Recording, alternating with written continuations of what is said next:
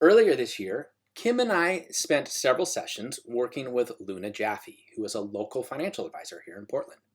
Luna wrote a book called Wild Money, and I think she calls the approach that she takes toward personal finance wild money.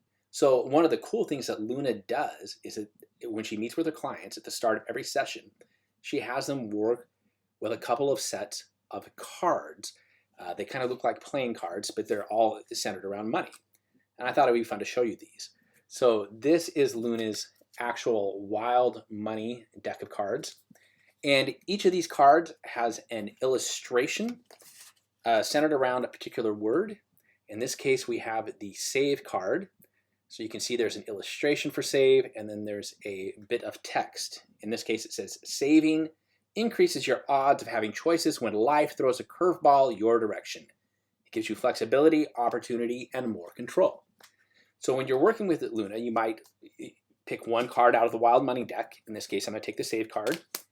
And then she also has these Sacred Money Oracle cards, and they're meant to amplify or cause you to think about some aspect of your Wild Money card, in this case, the Save card. So let's draw one out of here. Resilience and Overwhelm card. Oh, how appropriate is that for me right now since I'm feeling so overwhelmed with the house expenses? This is a really good combination for this video.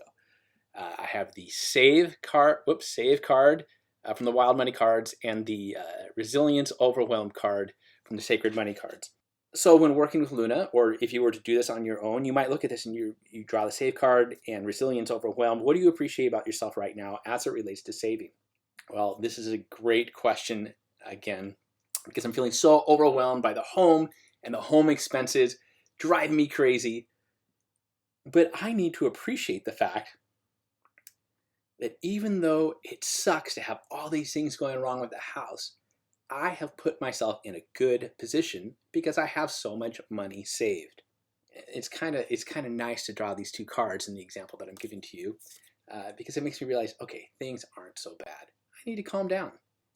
So I have a couple of other decks of cards that are similar I thought might be interesting to show you.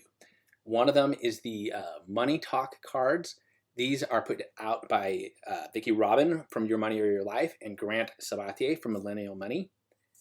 And they are meant to foster conversations between partners or in families or in small groups, or even just for you personally to reflect on the questions on the cards. What helps you save money? What belief about money keeps you from being, doing, or having what you want? Are you earning what you're worth? I really like these two. I've never worked with them actually, but I have a deck, obviously, and I think they're something that would be very useful, especially maybe among young couples who are just getting started together. This would help foster conversations about money that you might not otherwise have. And one final set of cards that I found recently while cleaning the office are the Bring Gratitude cards, and these are from my friend Carl Stabe. And as you might guess from the name, the Bring Gratitude cards aren't specifically about personal finance, but I find that they can be personal finance related. What's the hardest part about being you? How has this part made you a stronger person? What skill have you worked hardest to improve over the past 5 years? How did you do this? I think these decks of cards can be a very interesting tool for certain people who might otherwise feel neglected in the world of personal finance, because so much of the world of personal finance is centered around the left brain, logical, engineering, math stuff, that sometimes we don't focus enough on the right brain stuff. And these cards can be a great tool for somebody who is more right-brained and is looking for ways to think about their money and to be more considerate with their money and to have conversations with their spouse or their family about money.